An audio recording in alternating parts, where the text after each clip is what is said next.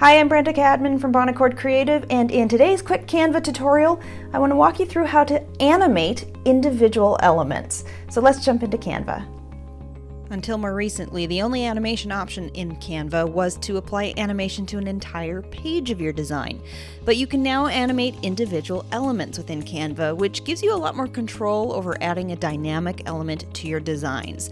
You can use this feature to create video content or animated GIFs, and as an example, I've started using a little bit of element animation myself as part of my video outro for my Canva tip videos, including this one that you're watching now. So be sure to watch this right till the end if you'd like to see that in effect.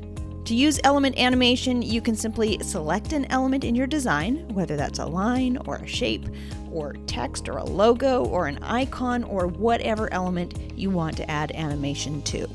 Then click on Animate. So if I wanted my Canva 101 logo here to pop onto the screen, I would simply choose the pop animation option. There are also a variety of other options here, including pan, rise, tumble, and others. And you can see by the crown icon that some of these animation options are only available as part of a Canva Pro subscription. Stay tuned for more quick Canva tips and tutorials, and if you're looking for a step-by-step introduction to using Canva more efficiently in your business, be sure to check out my Canva 101 mini course.